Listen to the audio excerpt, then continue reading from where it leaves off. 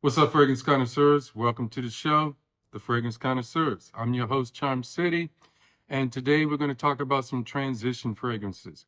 We're looking at the time where you're going from summer to fall, and the summer still during the daytime, it's warmer, but when you transition to the fall, the nights get really a little cooler. So where I am right now, we're talking about times of degree weather where it's maybe 80 to 90 degrees during the daytime, but at night it will get down to the low to mid 60s. And you want a type of, I would say, a signature scent because it can work in the warmer weather, but also has enough density that it will perform in the cooler weather. So we want to go through the top 10 fragrances that I think do well in this type of atmosphere, and we appreciate your time. So if you're a new viewer, we ask you to like, comment, share, and subscribe. We appreciate all our new viewers, but we also appreciate our returning viewers. So if you're a subscriber, we also ask that you like, share, and comment. You're already subscribed. We appreciate that.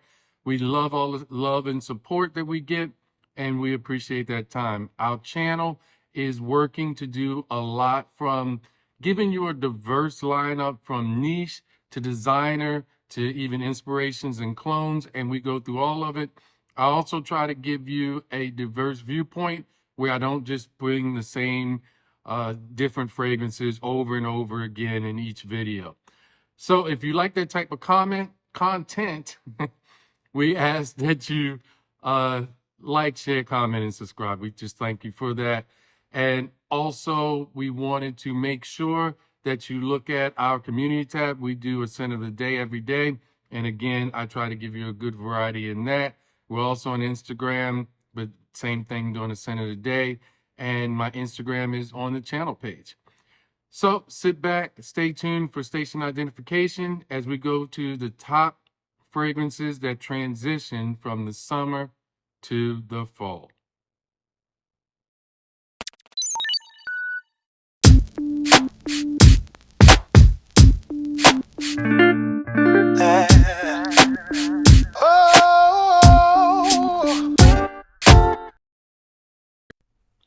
All right, fragrance connoisseurs, we're going to get into the transition fragrances that I have from summer to fall, and these can also be classified as signature scents. The first one I'm going to give you is going to be an honorable mention, and if you aren't new to the channel, you probably know what I'm going to say, and that's Diwan by Arabian Oud. It is my favorite signature scent. It gets a lot of compliments. It's my version of a modern fougere twist, and it is a nice woody aromatic. It's one of my favorites from the house, definitely a compliment magnet. And this one features the notes of bergamot, cardamom, nutmeg, and apple in the opening. Then in the mid, you get cashmere oud and ambergris. And then in the base, you get musk, patchouli, and vanilla. It is a great fragrance. You will not be disappointed. I highly recommend that you get a sample of Diwan by Arabian Oud. Now, getting into the top 10 list, my first one will be Vixere by Electimuss. Now, Vixere gives the vibe of a powdery orange creamsicle. To me, it is definitely unisex, but many might classify it as feminine leaning, but it is a unisex fragrance in my opinion. Vixere opens up with a prominent mandarin orange note that is blended with soft florals and underlying faint almond-like nuttiness of heliotrope and the powdery note of iris. All of this is on a base of musk, sweet vanilla, and tonka bean. It's a beautiful blend that lends a subtle sexiness and garners plenty of compliments. It was my number one go-to as a traveling fragrance during this time last year, and it will definitely be on my rotation this year. The second fragrance that I'm going to talk about is Beverly Hills Exclusive by Untitled Luxury. Now, Beverly Hills Exclusive prominently features tobacco and honey. Of course, it is a tobacco honey fragrance. However, this is not a Naxos clone. This fragrance has its own distinct character. The honey is not as refined as the honey note in Naxos, but this one gives you kind of a dirtier, sexier quality, in my opinion. The honey in here, it's deep and dark, and it's more of an organic and unrefined honey. There's also my favorite spicy note of cardamom and the herbal quality of clary sage that is blended in very nicely. You do detect a powdery quality from Orris, but it is not as forward as Dior Homme Intense. It's a magnificent blend that is a must-add to any Fragrance Connoisseurs tobacco and honey collection. Now, the notes that are featured by the House of Unique Luxury for Beverly Hills exclusive are bergamot, clary sage, cardamom, rose, orris, definitely featuring honey, featuring tobacco, and featuring tonka bean, but then also mixed in ambergris and sandalwood. This is a great, great fragrance. The third one that I want to talk about is Reflection 45. Now, Reflection 45 is considered to be, it's actually a flanker Reflection Man. Now, the great thing about Reflection 45 is it is not redundant to have both. To me, Reflection Man is a great all-around signature scent, but Reflection 45 takes it to that next level, and it's a big boss CEO scent. It is similar to Reflection Man in that it gives you sort of that soapy clean quality, but they add in other notes to give it more distinctive character than the original Reflection Man. They add in lavender, cardamom that differentiate the opening from the OG, and then there's a resinous sweetness from benzoin that's paired with vanilla and tonka bean that is also not in the original Reflection Man. Finally, in the base, you add a labdanum and myrrh, or frankincense for labdanum, and myrrh to add some spicy aromatic nuances. So just to recap real quick, the top notes are lavender, benzoin, juniper berries, pink pepper, clary sage, and cardamom. The middle notes are iris, jasmine, neroli, tonka bean, vanilla, angelica. And in the base, you get a labdanum, sandalwood, myrrh, opoponax, cedar, vetiver, and patchouli. Great CEO fragrance, definitely masculine leaning, but it could be considered unisex if women want to try to wear it. But a great fragrance and will definitely give you enough staying power in the summer, and it is denser than Reflection Man, will work very well going into the fall season. The fourth one is Lafayette Street by Bar No. 9. Now, this is another signature scent worthy fragrance that is a great warm weather fragrance, but also gives you the density for the cooler weather. It's a great aromatic fougere type fragrance. It is bright and clean with a slightly sweet and musky dry down from ambergris. The Lafayette Street gives you kind of that clean linen dryer sheet kind of smell, but in a nice way. This one again is signature scent worthy. It's a unisex fragrance in my opinion. I also still think this leans a little masculine, but this one is one of my favorites from the house.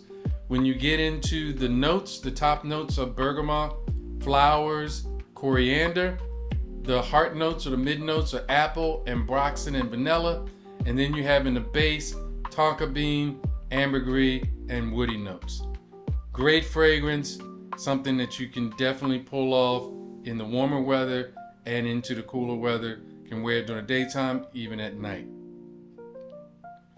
Royal Oud is the is our number 5 spot for transition fragrances. Royal Oud by Creed.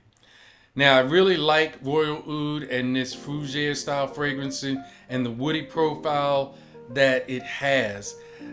Therefore, it's one of my favorite from the House of Creed, and it's classified as an oriental fougere. And to me, my nose, it gives you a prominent woody note featuring cedar. Cedar is definitely something that you pick off right from the rip. The oud is a woody type oud, and it's not in any way animalic or barnyard. It is the oud that I would say sort of like in Oud for Greatness. The oud really isn't that distinctive oud character that you think of, but it gives you a really nice woody addition to this fragrance. And this is the same way in Royal Oud. And it gives you that same manner of, it is oud that is prominently displayed in this, but it's more of a woody oud, and it doesn't give you that traditional oud scent DNA that you would normally attribute to the note profile. It's classic, timeless, and a must-have for fragrance connoisseurs of masculine woody scents. In the top on this one, the notes, you have pink pepper, lemon, and Sicilian bergamot. In the heart, you have cedar, angelica, and galbanum. And in the base, you have sandalwood, agarwood or oud, and musk. Now for number 6, we have Zen'Gi by Unique Luxury. Zen'Gi to me is a deep, rich red wine sangria.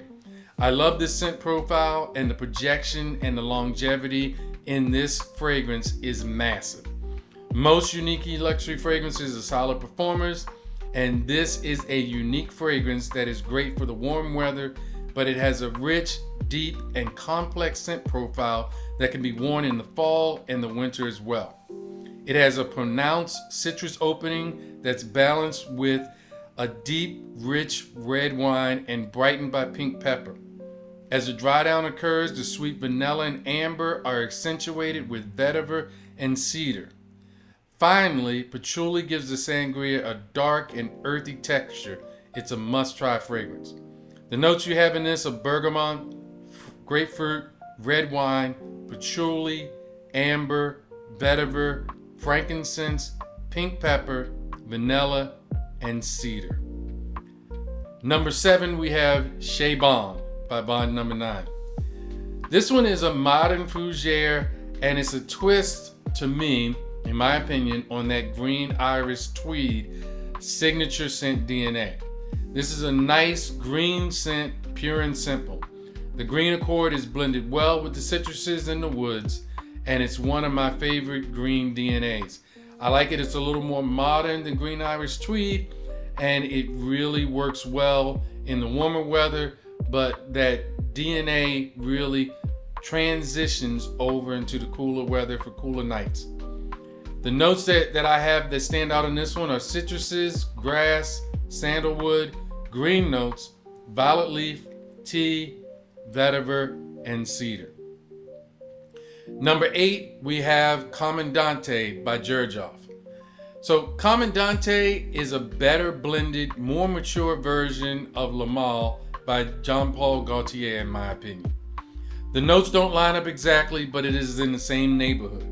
The tobacco in Comandante is more subdued and not as prominent as, I would say, like Naxos, or even, especially not as prominent as a Royal Tobacco.